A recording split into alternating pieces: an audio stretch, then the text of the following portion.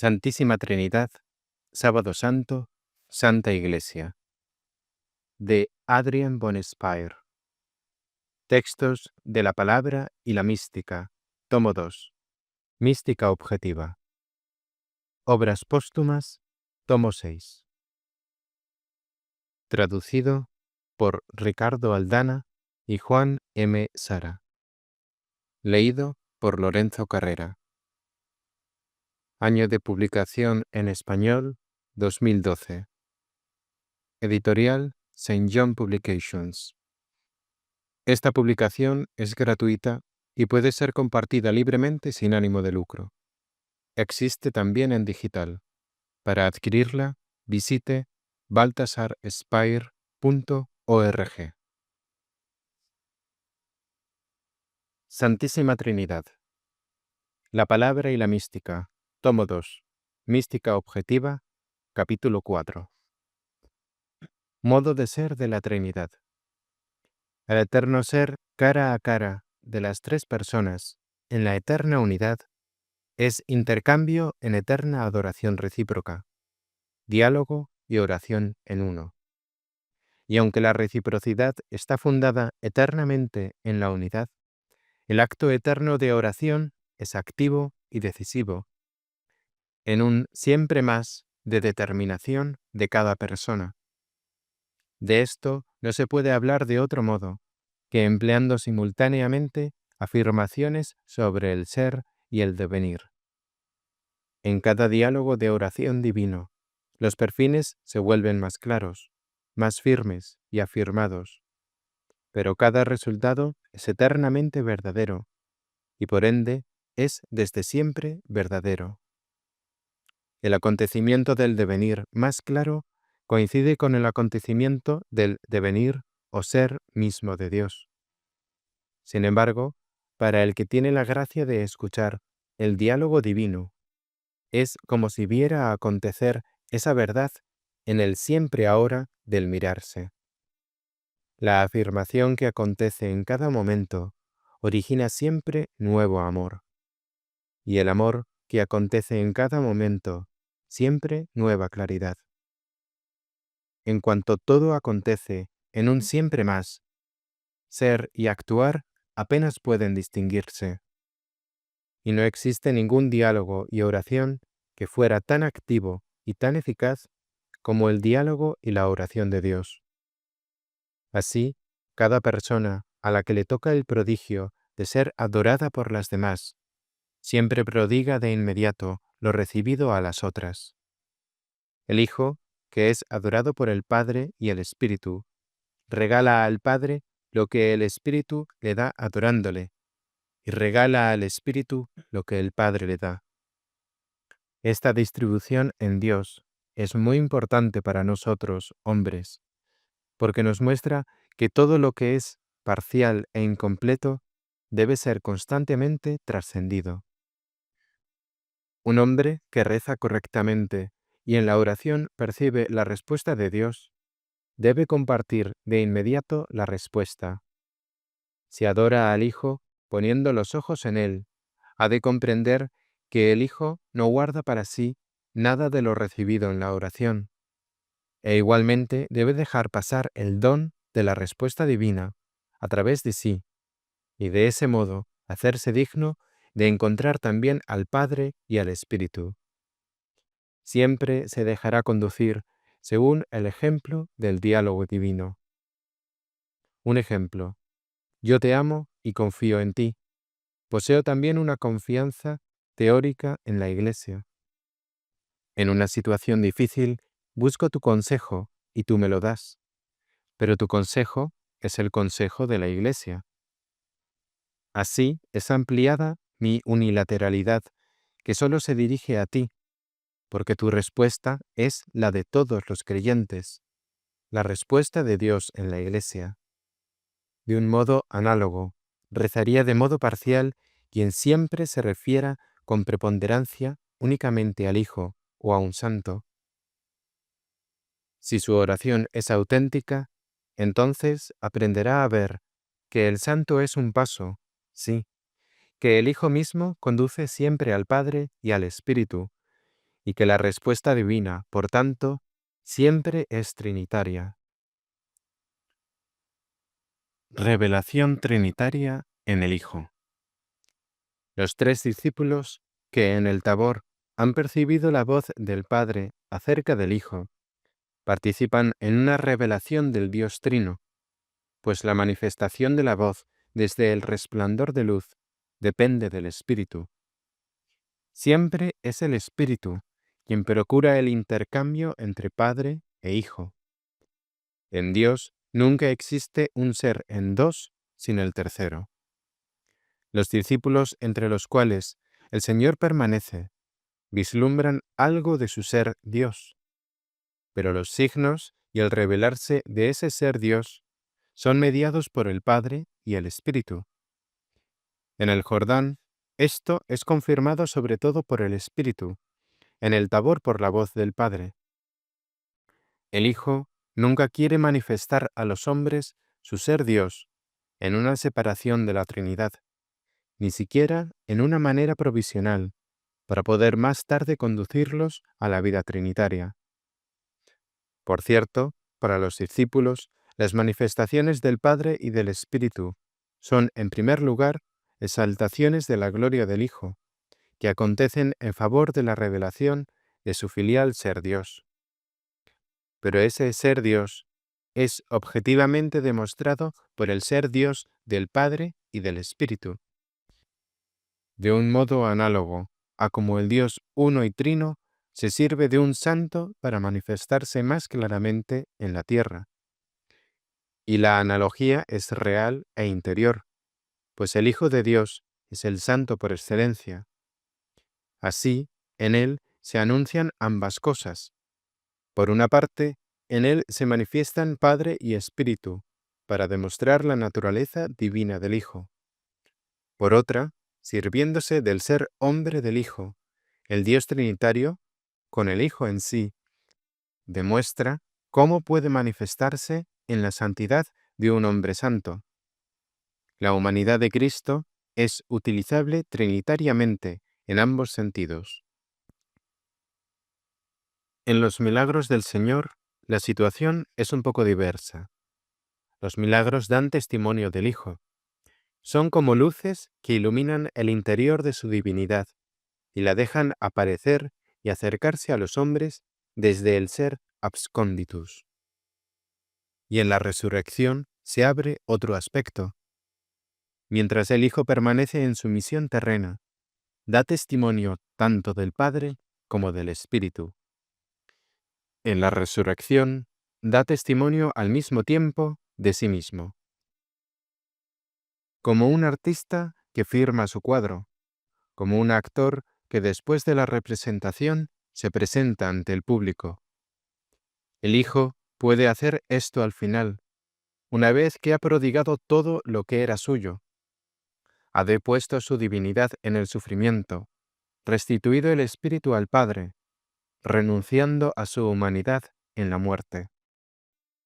Resucitando demuestra que todo esto era una obra de Dios, que Él la ha realizado como el Dios infinito, que al mismo tiempo es el hombre perfecto. En la resurrección, Padre y Espíritu no son solo activos, sino que, al igual que el Hijo, son también receptivos. Reciben en su seno al Dios hombre, consumado como una comunión, el don eucarístico de sí, que el Hijo, hecho hombre, da a la divinidad. El Hijo trae al interior del intercambio trinitario su sangre y su carne, porque se ha deshecho de todo y al final ya nada tiene. Puede dar su todo a todos, al mundo y al mismo Dios. El Dios hecho hombre y la estructura trinitaria del amor al prójimo. Dios es. El Dios uno y trino es. Y en Dios el devenir es signo de su vitalidad eterna. El Padre genera eternamente al Hijo eterno, pero en la generación el Hijo no deviene, sino que es. El devenir en Dios es confirmación de su ser. También, porque Dios es inmutable, la vitalidad de su devenir nunca puede ser otra cosa que su ser. Todas las relaciones de las personas son tales del ser perfecto, del ser en una esencia común. A nosotros, criaturas, también a nosotros, cristianos, el ser nos es regalado solo como devenir. Nosotros hemos de devenir lo que Dios es, pero entre ambos se encuentra, impidiendo toda coincidencia, el siempre más del ser divino. Tan solo cuando nos marchitamos y nuestra fe desfallece, también imaginamos ser y haber alcanzado algo en algún sentido.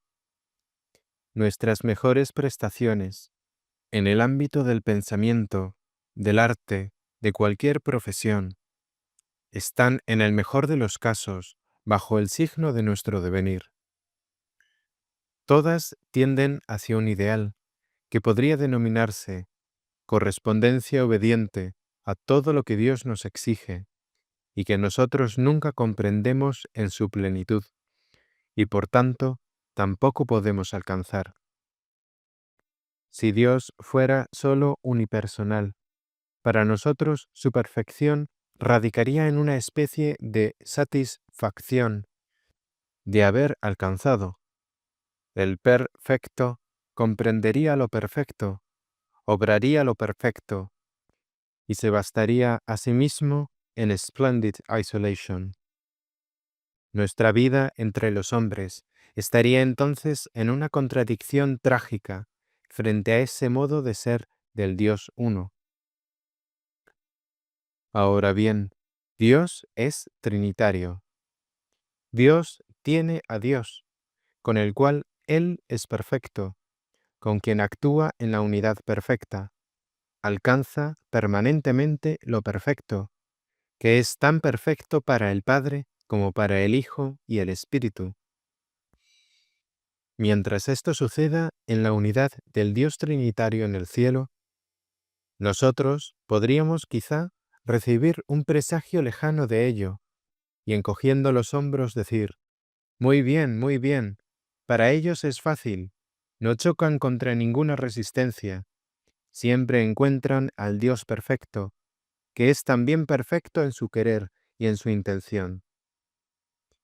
Pero, si es verdad que la intención de Dios es perfecta y que nosotros correspondemos con nuestra existencia a una intención de Dios, entonces también debe existir una perfección pensada para nosotros, una perfección que deviene, porque nosotros somos seres que devenimos, y que sin embargo esté tan comprendida en el ser de Dios que sea suficiente y justa.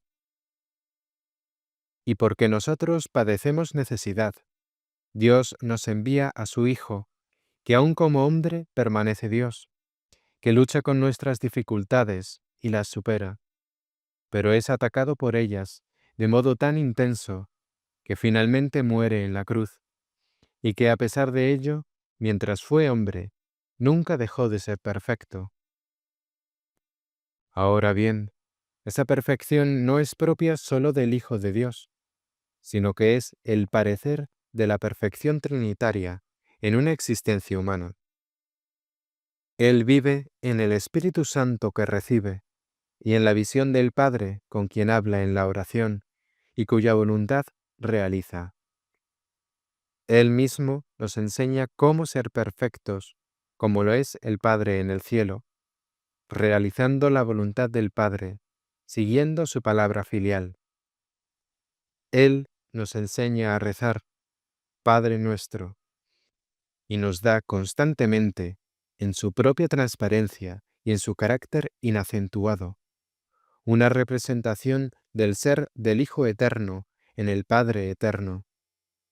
Introduce nuestro devenir en su ser eterno, para que nuestro devenir, siendo en Él, acoja y comprenda algo del ser del Padre.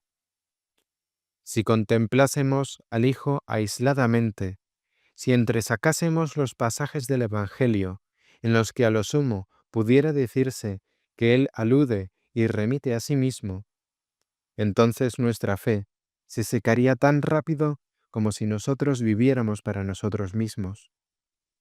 Habríamos alejado del Hijo todo lo que podría ser revelación del Dios vivo. La vida divina ya no estaría abierta hacia nosotros y para nosotros. Pero en realidad, entre el Hijo en la tierra y su relación con el Padre y el Espíritu, no reina una distancia más grande que entre el Hijo en el cielo y su relación con el Padre y el Espíritu. La armonía es la misma. La obediencia y la adaptación recíproca son las mismas. Nosotros, hombres, existimos para devenir. Pero deviniendo no estamos expuestos o arrojados en tierra de nadie. Si poseemos la fe, entonces nuestro devenir está incluido en el ser de Dios y está ordenado a su ser, siempre más grande. Por eso, nuestro devenir nunca carece de esperanza.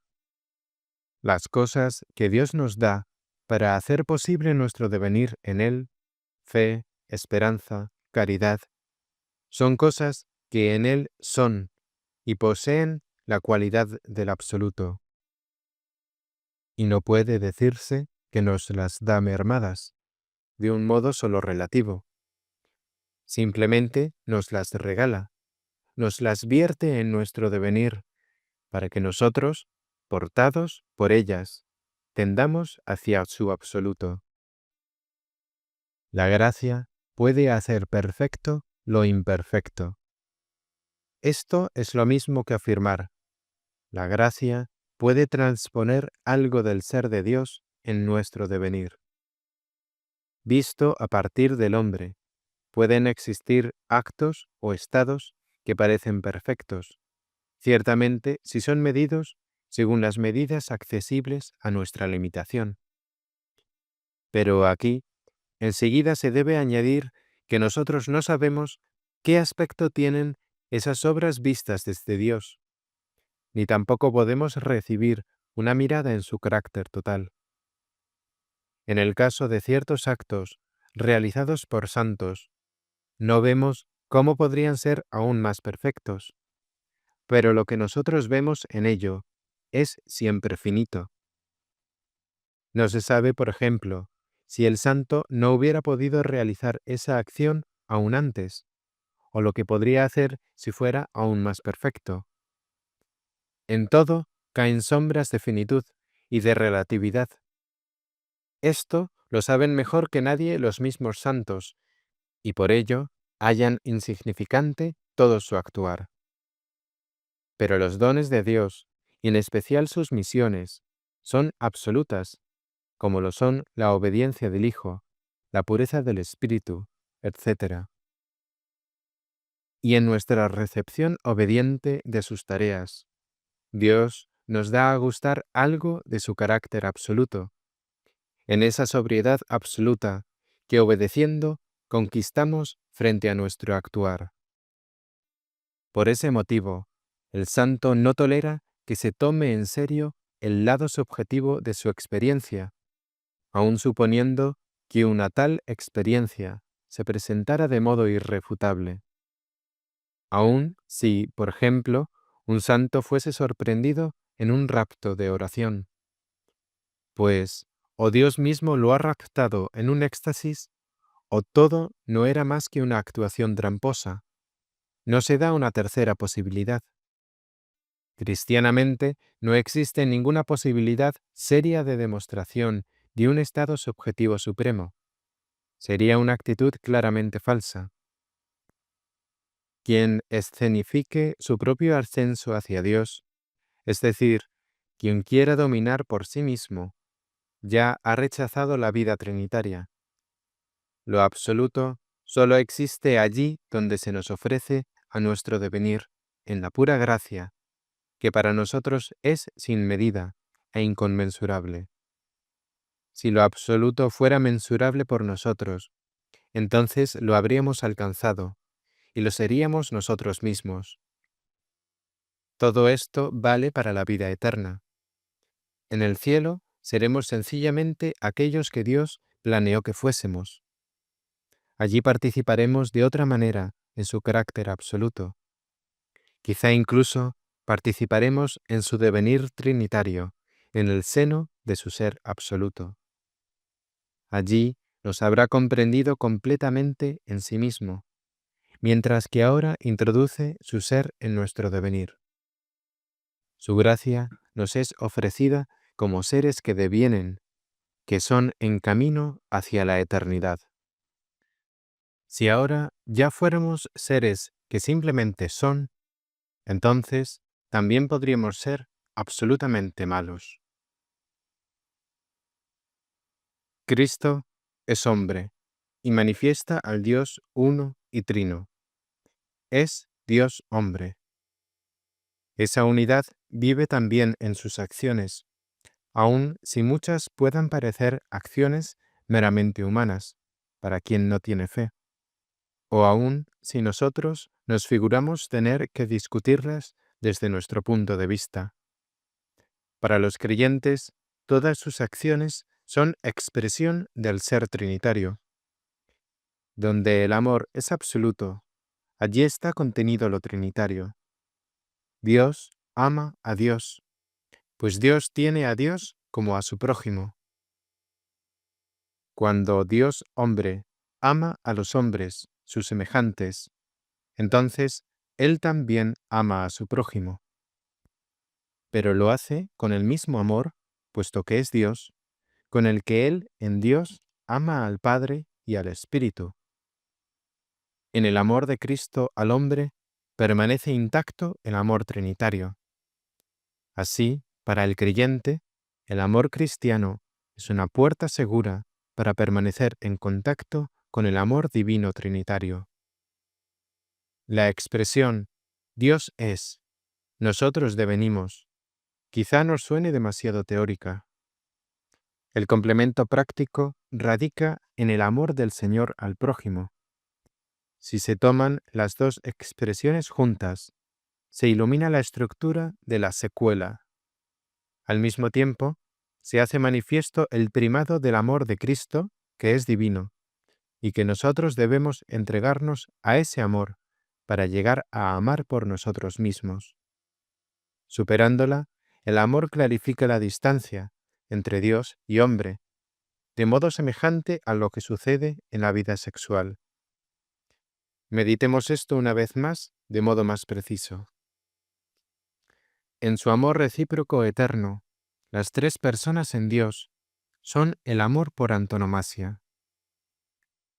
Ellas aman transitivamente siempre a la otra persona, pero también aman en ella, intransitivamente por así decirlo, al Dios que es amor. Por tanto, en su amor transitivo están desde siempre ciertas y seguras del amor recíproco. Es verdad que existe el orden de las procesiones, pero puesto que lo que procede es desde siempre ser divino, no existe ningún instante de incertidumbre, de un posible desengaño. Ahora bien, el Hijo se hace hombre por amor al Padre y al Espíritu, y sin embargo su amor no experimenta ninguna interrupción. Ahora Él ama con su amor divino absoluto a todos los que encuentra como hombre, más aún a todos los hombres comprendidos en su misión. Y por cierto, a priori. Aquí se expresa el amor trinitario, en que Él nos ha amado primero, a partir de su amor ininterrumpido, con el que ha amado al Padre y al Espíritu desde toda la eternidad. Este aspecto a priori, y por tanto trinitario, se anuncia ya en su concepción y nacimiento, que fundamentalmente acontece por amor a todos los hombres. Nosotros, hombres, debemos primero ejercitarnos en el amor, y además amamos selectivamente, amamos a posteriori. Si pudiéramos vivir totalmente a partir de la gracia del amor trinitario, Entonces también en nosotros el amor sería lo primordial y los actos particulares serían secundarios frente al amor y estarían contenidos en él. Lamentablemente, la mayoría de los cristianos no viven así, sino que acomodan el amor a las circunstancias de su vida, en lugar de dejarse vencer y embarcar por el amor divino y conformarse a él. Pues el amor de Dios es eterno, ilimitado e inalterable. No depende ni está teñido por ninguna condición ni limitación del objeto. El Hijo ama del modo más incondicionado, allí donde no encuentra enfrente ningún amor. Sí, allí donde es odiado, en la cruz. El amor al prójimo trinitario del Señor es un amor probado, experimentado y ejercitado en Él desde toda la eternidad. Por ende, en ese amor es posible discernir lo trinitario, pues el Hijo no nos visita por amor a sí mismo, sino por amor al Padre y a su creación, que quiere acompañar a la casa del Padre, y por amor al Espíritu, cuya epifanía gloriosa Él prepara por su encarnación. Su amor está tan exento de egoísmo que desde el primer inicio Él no solo hace partícipe al Padre, sino también al Espíritu, a quien le entrega la obra de la encarnación, así como el Espíritu la coronará en Pentecostés. Por el desinterés gratuito del Hijo, se manifiesta la gratuidad de la Trinidad. El amor del Padre al Hijo se hace patente en que deja entrar al Hijo en su misterio paterno del infierno, pero también en que deja resucitar al Hijo, y en este regalo del Padre al Hijo yace en medio de toda la alegría también una especie de renuncia, ya que el Padre permite al Hijo, que actuó lo máximo realizable, continuar su obra redentora del mundo como resucitado. El amor del Espíritu se manifiesta a sí mismo en que el Espíritu dio a la Madre de inmediato una tarea que sólo era realizable por medio del amor, y por cierto, por uno más que terreno, no ligado a las leyes mundanas. Su sí ya es un signo de que en el encuentro con el ángel, ella recibe y responde al amor concebido por el Espíritu. La fe que le hace capaz del sí no es, por cierto, sólo la fe judía tradicional, sino una fe expandida por el Espíritu hacia el Hijo. Así, los motivos del amor de Cristo para con nosotros están en el cielo, junto al Padre y al Espíritu. Toda la encarnación acontece en el trasfondo de estos motivos. Él se hace hombre por el Padre y por el Espíritu, y encarnándose nos muestra ese amor, en una forma que nos toca y nos es comprensible. Pero, porque al mismo tiempo el amor en Dios siempre es intransitivo, Cristo nos muestra ese amor no como una esfera cerrada en sí, ni tampoco como si nosotros, hombres, fuéramos solo ocasiones para su amor al Padre y al Espíritu. Nos lo muestra como el amor en absoluto, que esencialmente todo lo incluye en su esfera. El Hijo puede hacer esto porque el Padre nos ama, a nosotros sus criaturas, de antemano como sus hijos, y naturalmente en la misma unidad del amor con el Hijo y el Espíritu. De tal manera, desde el origen de la creación, ya somos amados de un modo trinitario, pero ese hecho solo se hace comprensible para nosotros en el Hijo. Antes de la encarnación, cada persona divina experimenta la ofensa del pecado, especialmente en las demás. Y el Hijo se hace hombre sobre todo para expiar la ofensa hecha al Padre y al Espíritu. Como hombre, demostrará al Padre que un hombre puede ser bueno, que el mal no proviene del Creador. Él alejará del Padre las flechas del pecado, dirigiéndolas en la cruz hacia sí mismo. Entonces, el Padre deberá saldar las cuentas, por decirlo así, solo con el pecado ya expiado. Siendo Dios ilimitado, puede sentirse ofendido por el pecado de un modo ilimitado, pero también puede elevarse por encima del pecado por la fuerza de su invulnerabilidad divina, declararle la guerra en la cual el pecado necesariamente sucumbe. Haciéndose hombre, por la ofensa ilimitada, Dios puede sufrir y ser derrotado de algún modo también ilimitadamente. Ilimitadamente porque sigue siendo Dios. Sufrir porque es hombre.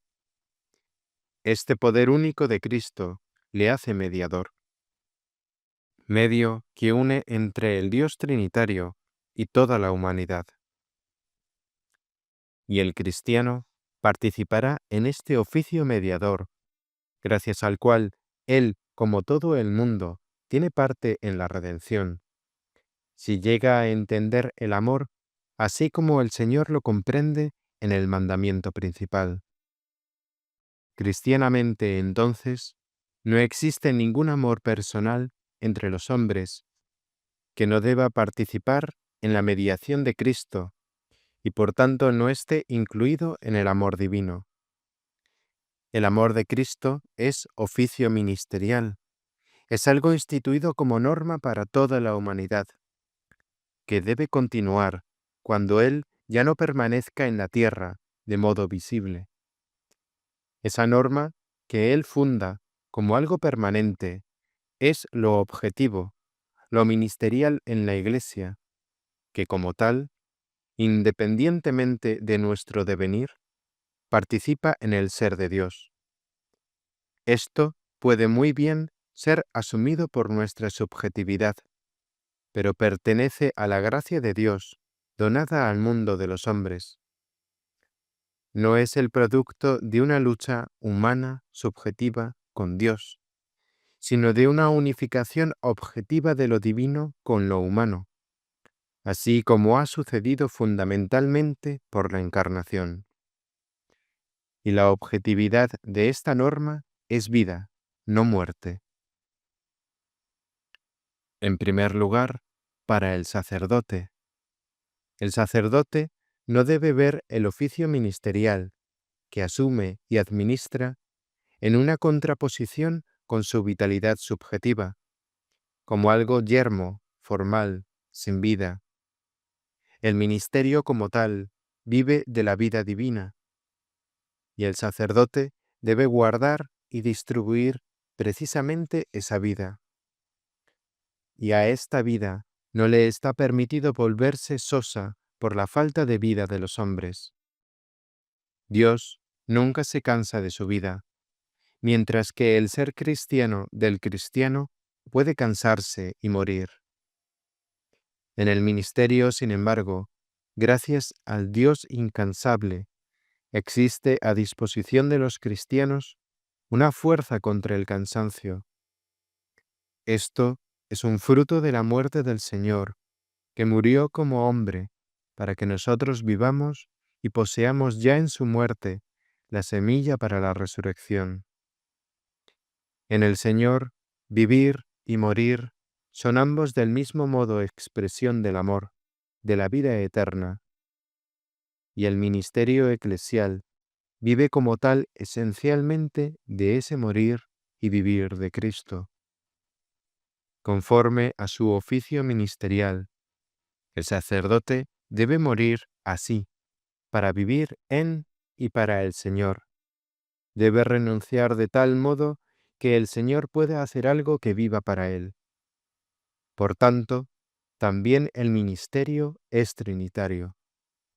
No solo porque el amor trinitario lo ha instituido, sino porque también lo ha agraciado con toda la vitalidad del tomar y dar, del renunciar y fructificar, del morir y resucitar en los demás. Pero luego, también para todos, pues el Señor ha muerto por todos, para que todos, sin gradaciones, sean agraciados con su vida. Según su propia elección, ha llamado a los apóstoles al seguimiento más estrecho y les ha dado el ministerio, pero éste es instituido en favor de todos, y quienes lo detentan son elegidos para que renuncien en favor de todos. El Señor ha regalado su entera vida humana a todos. Según su doctrina, todos pueden y deben familiarizarse con su doctrina, por la fe, crecer en la fe. Pero su vida, que distribuye a todos, es la vida que viniendo del Padre, es vivida por amor al Padre, que llevada por el Espíritu a la tierra, desembocará en la comunicación del Espíritu. Es la vida de la Trinidad abierta a todos. Vida en la visión del Padre y en la oración con el Espíritu al Padre, permanentemente fecundada por el amor trinitario. Todos estamos invitados a seguir esa vida. Primeramente, a conocerla y a reconocerla así como se da en las relaciones trinitarias que la determinan, para luego cumplirla en la fe y traducirla en el amor cristiano. En el Señor, la visión del Padre se transforma en su morir en la cruz, junto con todo lo que precedió y lo que siguió, de modo que en Él no solo no reina ninguna contradicción entre su vida y su visión, sino que, en su vida, se hace visible una participación del Padre y del Espíritu en su destino, y esta participación permite explicar su entera actitud y proceder. Por tanto, siguiendo al Hijo, amando al Hijo y al prójimo, de la manera que sea, estamos invitados a participar tan profundamente como sea posible en su íntima cordialidad con el Padre y el Espíritu. El acontecimiento trinitario en la vida del Hijo nos es necesariamente ofrecido en una forma a nosotros adecuada por la exhortación a seguirle. Cuando nosotros comenzamos a comprender que la fe jamás se agota en un reconocimiento teórico, sino que sólo es capaz de poder vivir cuando es una sola cosa con el amor efectivo, entonces nos resulta claro que los misterios trinitarios que afirmamos en la fe deben actuarse en nuestro amor. Un amor que quisiera dedicarse al Hijo únicamente no correspondería a su sentido, porque Él quería ser puerta y no fin, pasaje tanto hacia el Padre y el Espíritu, como hacia los hombres que ha amado hasta la muerte. La comunidad más íntima es la comunidad trinitaria en Dios. Querer escoger atentaría aquí contra el sentido del amor mismo. Pero el amor cristiano, porque tiene forma trinitaria, tampoco puede en principio seleccionar entre los hombres, como necesariamente el amor natural del hombre lo hace. El amor cristiano tiene sus raíces en el mandamiento del Señor y por tanto proviene de su vida trinitaria. Este amor al prójimo nos es regalado fundamentalmente por Él, y nosotros entonces debemos ejercitarlo también en su nombre. Donde Dios ama a Dios, ama siempre de un modo incondicional, y no hace a su amor dependiente de la respuesta del tú. El amor de Dios no tiene nada de cálculo interesado, porque en la Trinidad todo es pura sobreabundancia.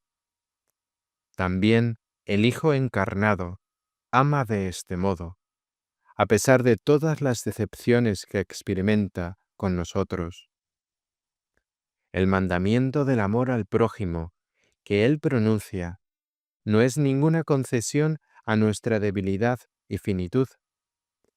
El amor del mandamiento fluye inmediatamente de su amor y debe mostrar como su marca distintiva la forma de la sobreabundancia divina desinteresada. El cristiano ve en el prójimo el regalo que Dios le hace. El prójimo es la obra del Creador, el hermano del Redentor, y como tal, es confiado al cristiano para que le ame. Y por cierto, de modo que el prójimo, experimentando el amor, se ha suscitado al amor, que a su vez también posee la forma del exceso y de la profusión. El amor cristiano tiene su origen en Dios, y en ese origen posee la fundada garantía de que fluyendo y derramándose permanece inagotable, sí, de que cuanto más es utilizado, tanto más sobreabunda. Cuando el Hijo ama al Padre, su amor va simultáneamente al Espíritu. Esto significa que todo amor trinitario va más allá de lo esperado, que sobreabunda en sí mismo. Así también nuestro amor al prójimo, que viene de Dios, no debe detenerse en el prójimo, es decir, debe retornar a Dios. Pero en ese ir más allá hacia Dios, también ha de llevar consigo al prójimo. Y esto animando al prójimo al amor divino. Tal cosa vale tanto como esto otro, que el amor a un prójimo siempre incluye a los demás y finalmente a todos. El Hijo es en el mundo el enviado del Dios Trinitario. Con su amor también trae el amor del Padre y del Espíritu, e igualmente lo reparte a sus creyentes, de modo que éstos, por Él, no sólo puedan amar con Él al Padre y al Espíritu, sino que, en el amor del Hijo, Padre y Espíritu, les regalen su propio amor. Existe, por tanto, en nuestro amor al prójimo, no sólo el aspecto filial, sino también el paternal y el espiritual. Lo espiritual en nuestro amor es nuestro querer de que también nuestro prójimo sea incluido en la fe eclesial, en el bautismo y en toda esa norma que el Espíritu ha formado para todos los tiempos, a partir de la vida del Señor. Algo paterno radica en nuestro acoger al Hijo en nosotros mismos y en sabernos redimidos y salvados por su vida y su muerte, pues esto significa la plenitud de la tarea paterna confiada al Hijo. Si rechazáramos la fe, entonces no sólo acrecentaríamos el peso de la cruz, sino también desmentiríamos al Padre, que ve el cumplimiento de la obra de la redención. Nuestro acogimiento del Hijo acontece gracias al Padre que le envía, y cuando intentamos amar al Hijo e involucrarnos en su obra filial, que quiere la glorificación del Padre, entonces nuestra contribución a esa glorificación es una obra del Padre. Cuando alguien dice a otro, yo te amo, esto tal vez signifique un acto arbitrario por su parte, pero cuando el otro le responde, me alegra de veras, entonces éste ha acogido su palabra y le otorga validez. Aceptando el amor cristiano, un hermano cristiano se comporta de modo paterno, y lo espiritual radica una vez más en que uno simplemente ama, se sirve del espíritu del amor para amar. Quien, en obediencia al Señor, tomara la resolución de corresponder al mandamiento del amor, estaría por cierto cercano al amor, pero aún no habría cumplido el acto de amar. El Espíritu insufla ese acto, hace que sea aceptable y realizable para el hombre. El Espíritu transpone, vierte el amor del Hijo en el amor del cristiano. En este acto del amor cristiano, finalmente, se encuentran las tres personas divinas.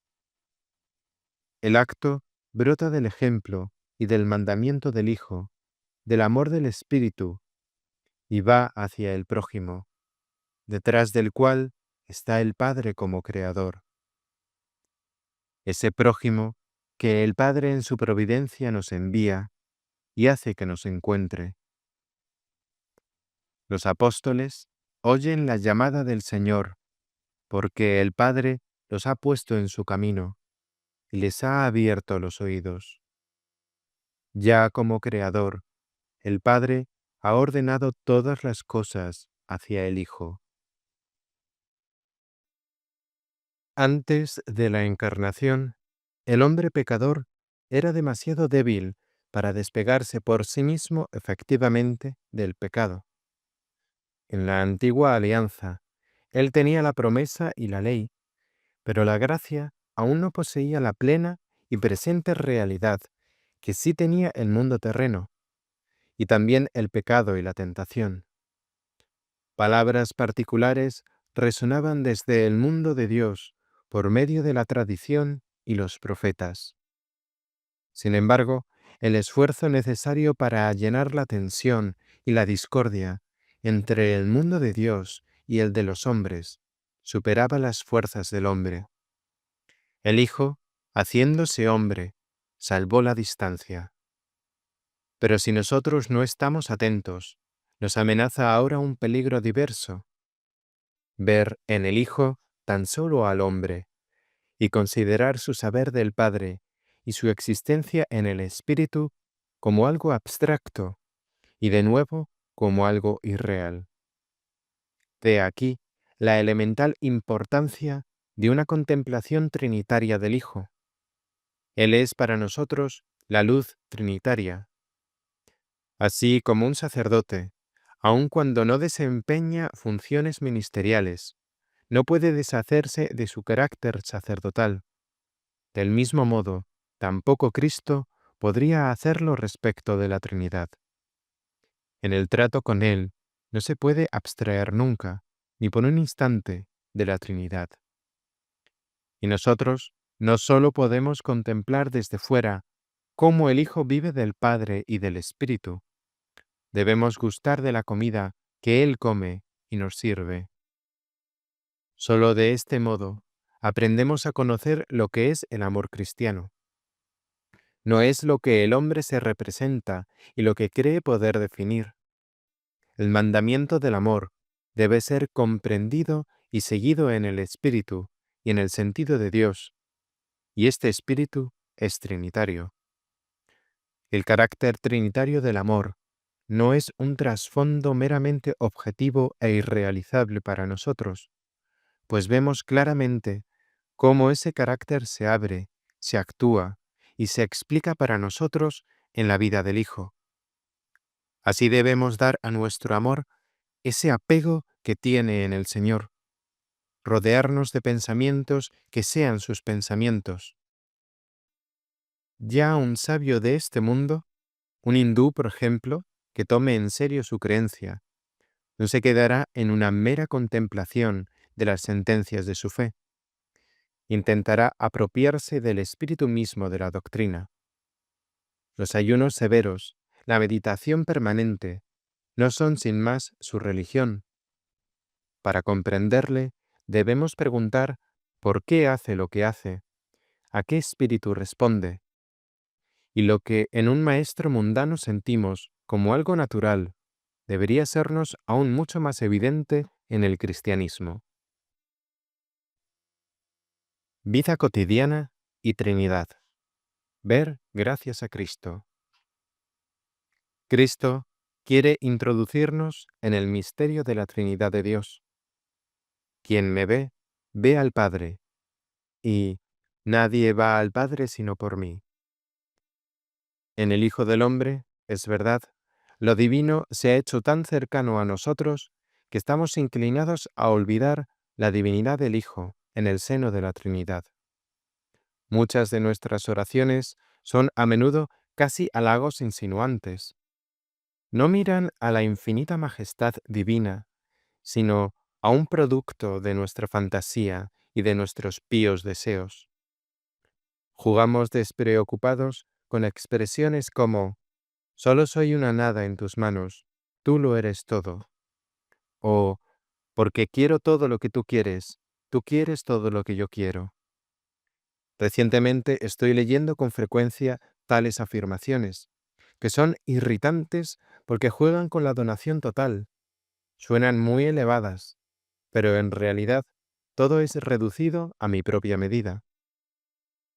Con ese modo de proyectar al Señor en todos nuestros actos e intenciones, de asociar nuestros pequeños inconvenientes con su cruz, limitamos al Señor a nuestro formato humano y nos alejamos siempre más del verdadero espíritu de la donación. Ciertamente, vida cristiana y Trinidad no son fáciles de armonizar. Y sin embargo, Cristo mismo ha vivido en apertura permanente al Padre y al Espíritu, y nos ha dejado su vida para ser imitada. La solución radica en la verdadera negación de sí, que no reflexiona y examina todo nuestro actuar, y lo refleja y conduce hacia nosotros, supuestamente hacia el Señor. Cristo y su Madre aceptan las humillaciones como lo que son, las reciben en obediencia, así como deben ser vividas, ni minimizándolas ni recargándolas, ni de modo entusiasta, ni tampoco subversivo y tumultuoso. Dejan a las cosas de la vida diaria su sentido, el sentido que Dios les da. Solo entonces la vida cotidiana puede ser vivida en Dios. Puede el Dios Trinitario ser experimentado quizá en las cosas más pequeñas, pero como Él es, no como yo me lo formo. Puede ser, sin más, que muchos acontecimientos de la vida diaria deban ser acogidos simplemente así como se ofrecen, sin deformaciones pías que quieran ponerlas a todo precio y de modo artificial en conexión con el Señor.